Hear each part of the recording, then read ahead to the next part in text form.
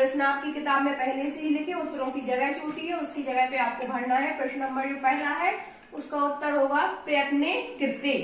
प्रयत्ने कृते इसका मतलब होता है प्रयत्न करने पर। प्रश्न नंबर दूसरे के उत्तर में आना है प्रयत्नम। प्रयत्नम का मतलब प्रयास या कोशिश।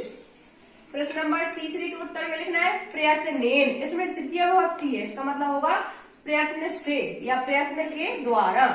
प्रश्न नंबर चौथे के उत्तर में भी आपको भरना है बिल्कुल सेम ऊपर जैसा ही प्रयत्नेन। प्रश्न नंबर चौथे में भी आ जाएगा प्रयत्नेन, प्रयास के द्वारा या प्रयत्न के द्वारा। प्रश्न नंबर 5वां का उत्तर होगा अस्माकं भारत देशः प्रयत्नेन परतंत्र पाशात् मुक्तः। अस्मा का मतलब होता है हमारा, भारत देश, प्रयत्नेन मतलब प्रयास के द्वारा या प्रयत्न के द्वारा ही, परतंत्र कहलाता। पास मतलब होता है बंधन, दूसरों के बंधन से मुक्त हुआ। कैसे हुआ? हमारा भारत देश भी प्रयास करने पर, जब स्वतंत्रता आंदोलन हुआ था तो उसमें बहुत क्रांतिकारियों ने प्रयास किया था, तब वह परतंत्र पास से मुक्त हुआ। प्रश्न नंबर 5 का उत्तर हो जाएगा अस्माकं भारत देशः प्रयत्नेन परतंत्र पाशात् मुक्तः। हमारा भारत देश प्रयास करने पर परतंत्रता के जंजीरों से या बंधन से मुक्त हुआ। प्रश्न नंबर 6 का उत्तर है अस्माभिः पुनः पुनः प्रयत्नः विधेयः। अस्माभि कहलाता है हम सबके द्वारा, पुनः पुनः बार बार, प्रयत्न प्रयास, विधेय किया जाना चाहिए, करना चाहिए। मतलब कोई काम हमसे नहीं बन रहा तो हमें उसको बार बार कोशिश करनी चाहिए, बार बार प्रयास करना चाहिए। प्रश्न नंबर 7 के उत्तर में आ जाएगा कठोरा मृदुत्वम प्रयत्नात् प्रयाति। कोई भी अगर कठोर चीज है तो वो मुलायम में मृदुता, मृदुता मतलब कहलाते हैं लचीलापन को प्राप्त होती है, पर कैसे? प्रयत्न करने से। कोई भी कठिन काम या कठोर काम है तो वो सरल या मृदुत्व तब होगा जब हम लोग उसके प्रति कुछ प्रयास करेंगे। प्रश्न नंबर 8 का उत्तर होगा होते हैं बहुत से लोग प्रयत्न प्रयास के द्वारा उत्तुंग होते हैं ऊंचे, पर्वतेषु पर्वतों में। ये सप्तमी बहुवचन का है। देखो किसी भी शब्द के अंत में मूर्धन्य शाह हो और उसमें उनकी मात्रा हो तो उसमें होता है ऊंचे पर्वतों में। ठीक है, उसका अर्थ निकलेगा मैं पेपर में से कोई एक। ऊंचे पर्वतों में आरोहण मतलब कहलाता है चढ़ना या आरोहण करते हैं, मतलब लोग प्रयास से ही ऊंचे ऊंचे पर्वतों पर भी चढ़ जाते हैं। प्रश्न नंबर 9 का उत्तर में होगा, इसमें प्रश्न में आया है कि ऐसी घर की कुछ क्रियाएं लिखो जिसमें तुम्हें लगता है कि बहुत कठिनता होती है। तो कुछ क्रियाएं हैं जैसे प्रातः काले जागरण। सब लोगों को लगभग सुबह से जागना बहुत कठिन होता होगा ना, मन नहीं करता होगा जागने का, तो ये भी एक बहुत कठिन क्रिया है घर में जो काम करते हैं। प्रातः काले जागरण, हमें किताब में नहीं है, अपने मन से लिखा है। सुबह सब जल्दी जागना, ये भी एक कठिन क्रिया है। भोजनम पाक क्रिया, भोजन पकाने की भी क्रिया बहुत कठिन होती है, हम लोगों से नहीं बनती बहुत जल्दी सरलता से।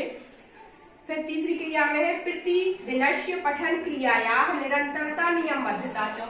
रोज बच्चे सोचते तो है कि हम पढ़ेंगे और उनकी नियमबद्धता नहीं हो पाती, तो ये भी एक कठिन क्रिया है। इसको हमें बहुत कोशिश करनी चाहिए कि हम रोज पढ़ें और प्रतिदिन पढ़े, हमें उसका नियम बनाए रखें कि हमें इतनी चीज पर डे पढ़ना है। जो हमने यहाँ पे पढ़वाया वो आपको घर में जाके याद करना है, उसे कंप्लीट करना है। तो प्रतिदिन की पठन क्रिया का निरंतरता मतलब बिल्कुल चलती रहे, रुके ना, और नियमबद्धता एक नियम में चलती रहे, ये भी एक कठिन कार्यों में से एक है। प्रश्न नंबर 9 के उत्तर है प्रातः काले जागरणम, भोजन पाक क्रिया, प्रतिदिनस्य पठन क्रियाया निरंतरता नियमबद्धता च। अब प्रश्न नंबर 10 में आया है ये जो कुछ शब्द दिए हैं आपकी किताब में, इनके पर्यायवाची शब्द लिखना है। तो जो प्रयत्न है उसका पर्यायवाची हो जाएगा यत्न, प्रयासा और उद्योगम। उद्योग भी प्रयास होता है। कठोर मतलब होता है कठोर, तो उसका हो जाएगा क्रूर और निर्दया, जिसमें दया ना हो या कठोर हो, पर्यायवाची हो जाएंगे। जन का हो जाएगा मनुष्य और मनुजा। अब है नदी के पर्यायवाची तरिणी, सरिता, शैलजा, तटनी और निर्झरिणी, ये है आपके नदी के पर्यायवाची शब्द। ठीक है, इसको अपनी किताब में लिख लो और साथ में इसको याद भी करना है। थोड़ा सा उनको उच्चारण कर लेते हैं। प्रयत्ने कृते, प्रयत्नम, प्रयत्नेन, प्रयत्नेन, अस्माकं भारत देशः प्रयत्नेन परतंत्र पाशात् मुक्तः अस्माभिः पुनः पुनः प्रयत्नः विधेयः।